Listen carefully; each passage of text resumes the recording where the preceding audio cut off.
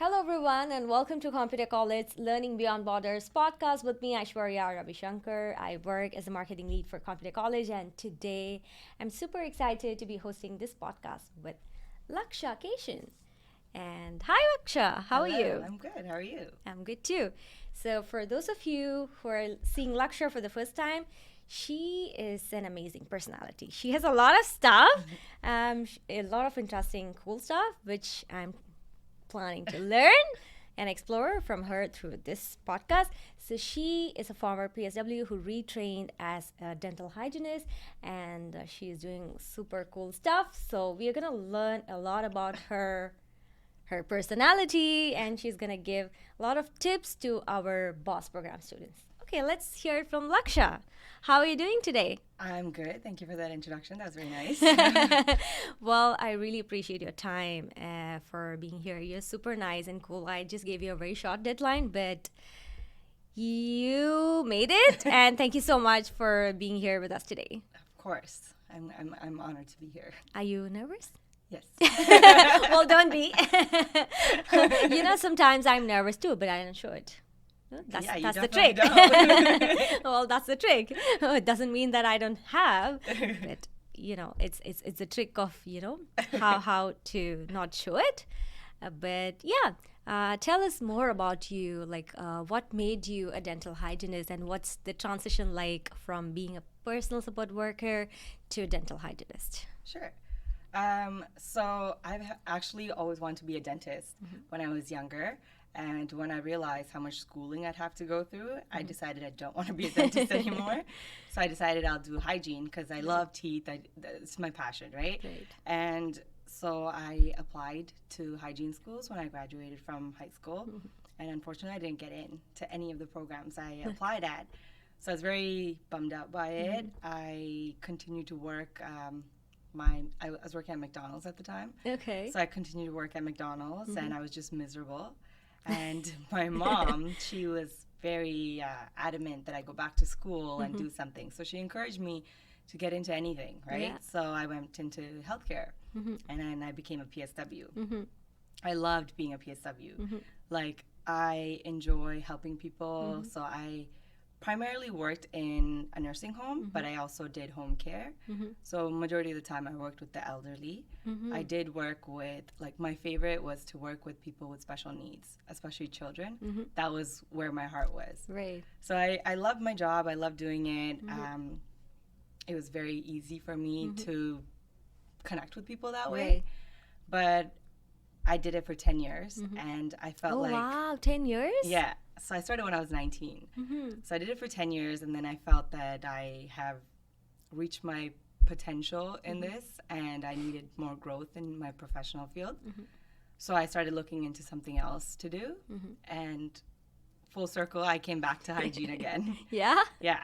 So when I looked into it again, I found courses that were fast track. So it was only 18 months. I didn't have to go through the 3 years again. So I did the 18-month program, and it was tough, but I managed to get through it, and here I am. Oh, So, wow. That's an amazing journey, I Yeah. would say. Like, a lot Long of twists and turns. Yeah. Yes. Do you miss being a PSW? Yes, You do? I do. I do miss it because I felt like it was a very rewarding job. Not that hygiene isn't, but I felt more of a reward when I did PSW work. Yeah. And what were some of the challenges you would say were during this transition? School was definitely my biggest challenge because it was a fast track program. Everything was condensed. So we had maybe 10 courses at a time. We also had clinicals and I was still working. So I had to manage everything. So that was like my biggest challenge. And, I allocated dedicated times to school, dedicated times to work, and that's really how I had to navigate through this like tough challenge for me, and I became successful in it. Yeah, definitely you do. Yeah, I'm telling you. So what do you think are some of the things that when you were a PSW and now you're a dental hygienist, so how does your experience as a PSW help you in your approach in becoming a PSW? So as a PSW, or in general, I'm very much of a people person. So as a PSW, I worked with a lot of people with mental health challenges. So I had to learn to be very patient and compassionate and understanding towards Right. people. So I think that really transitioned into my hygiene field, where I meet a lot of new people in hygiene. And when I was a PSW, I would literally walk into someone's home for the first time and then provide care for them. But I was able to do it as if like I've known them all my life, right? Yeah. So that really helps me like meet new people as a hygienist and like provide the most compassionate care for them when I meet them. That's interesting. And I like your teeth, by the way. I love it. I like the smile on your face, and I see the experience of, being a dental hygienist. I could see that on your face and your teeth. Tells that very well. But I'm going to ask you this question. So Canada is known for its, universal health coverage, but often healthcare or dental care is often not covered. So it's not. That's one of the challenges that many Canadians face. So in terms of accessibility for dental care, like what do you think can be done, and what are the approaches that you face to overcome or address these challenges in your practice? So yes, dental care definitely needs to be a part of the healthcare system. Like we definitely need it. People don't understand that your oral health is like the gateway to your overall health. And that's very important, and I truly believe that. And I do think that it should be included. Some of the places that I work at, they do try to accommodate for those that don't have insurance coverage and stuff like that. They give discounted rates to help out. There are some places that provide for those that are in more need of health insurance, health coverage, or dental coverage.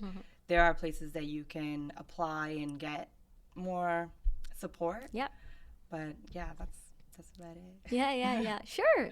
Yeah, that's definitely, needed. So everybody has to follow their own dental hygiene, for which, dental coverage is very important. And let's hope some benefits. Yeah, I hope so. Yes, let's hope for it. So Laksha, tell me, from your experience, you would have witnessed a lot of patients walking in all the time with so many issues, like tooth issues. Like, what are some of the most common issues that you have seen in your experience that people face in terms of dental? So the most common thing would be gingivitis. So that's gingivitis. Yeah. Okay. So sounds bigger than it is. It's Yeah. basically gum disease, and it happens to a lot of people because of lack of oral care at home. So that's like the biggest challenge for most people. How I address it is simply like advising someone to go home and brush your teeth and floss and do this and do that.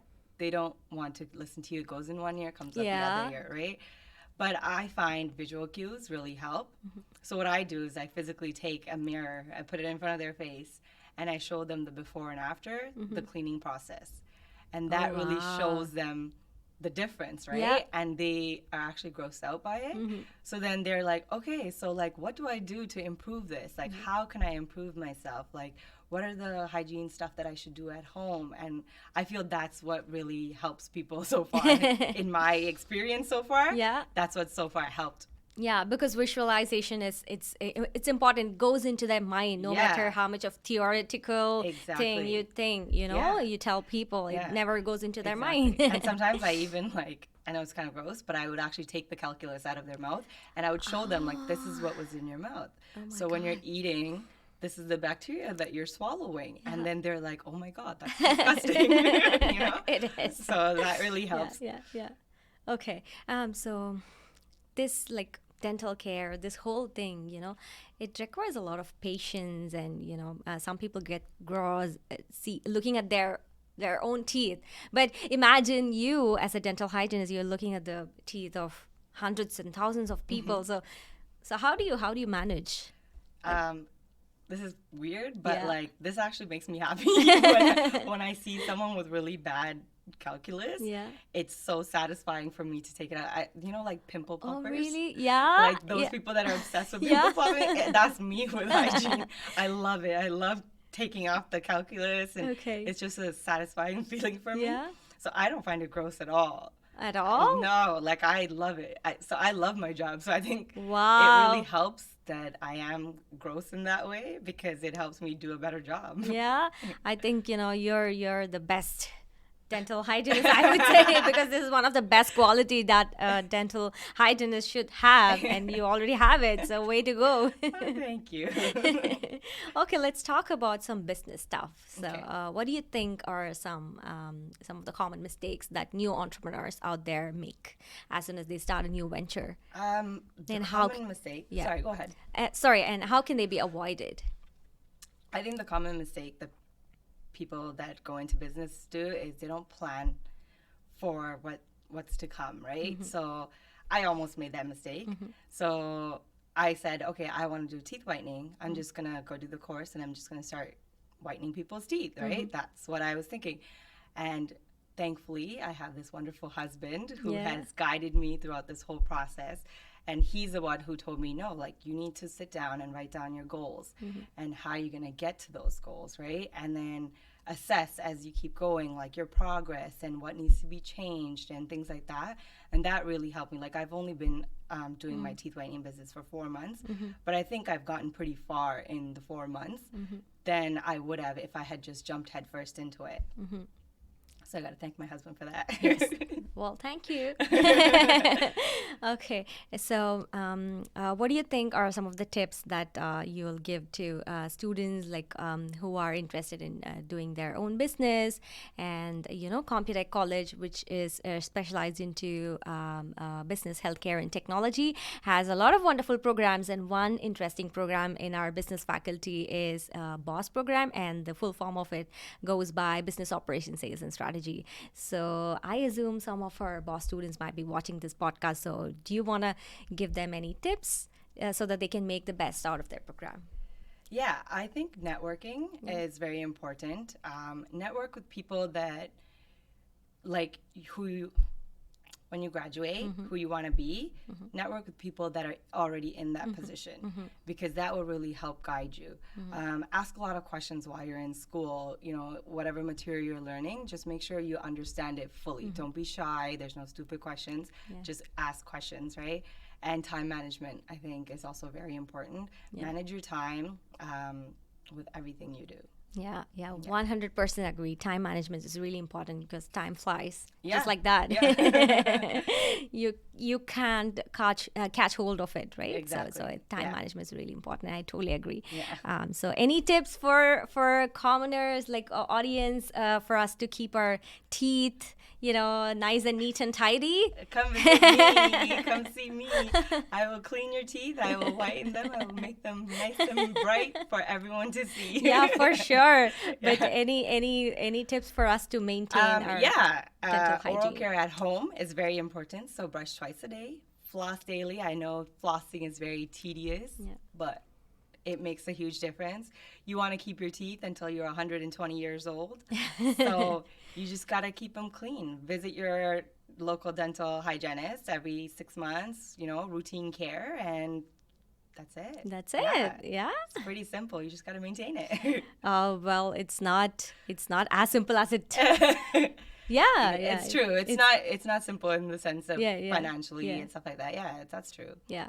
Requires a lot of patience and a lot of Yeah. interest, and people should be some people, I know a lot of friends who are really passionate about keeping their teeth clean. They are like very particular about it, but I do have friends and some of my relatives who are like, I don't care about it. Yeah. Come what may, let's see, my teeth Yeah. is good, that's And okay. then when they get older and they start Yes. having wiggly teeth, toothaches, and implants, and Then all they that regret. stuff, then they're like spending the Yeah. money, spending the time. It's tough when you don't have your actual teeth. No matter what, like whether you have dentures, implants, whatever the case is, it'll never be your own teeth. Correct. Right? So Absolutely. 100%. If you like eating steak, say goodbye. Say goodbye. Yeah. Yeah. Oh, yeah. Absolutely. So any valuable lessons that you learned throughout this journey, whether it being a PSW or being as a dental hygienist? I think the biggest thing for me is don't give up, believe in yourself, and you will get to where your goal when you're supposed to, like at your own time. Like I want to be a hygienist right out of high school, so 18. I only became a hygienist at 30. So that was a big gap, big right? gap. But I got to where I wanted to be. But Doesn't you matter didn't give how up. late, but I didn't give up, and I'm here. Yes. Yeah. Yes. So that's really important. You know, the perseverance is very important. And yes, anything else you wanna tell to our listeners, to our students, to anybody who's watching the podcast? Just keep going. You know, there's going to be a lot of ups and downs in whatever career path you choose. Just keep motivated. Don't give up. Yeah. Well, thank you so much for talking to me. I got to know a lot about tooth stuff. It's really interesting to get to know about you and your business and tips for our students. That's really interesting. To be honest, I don't want to end this podcast, but considering the time, I'll have to. So see you soon next time. Thank you so much. We really appreciate your time. Me. I appreciate that. Yes, thank you so much. See you. So if you like this podcast, make sure you like, share, and subscribe. Until next time, it's Aishwarya Ravishankar signing off with Laksha Keshan. See you.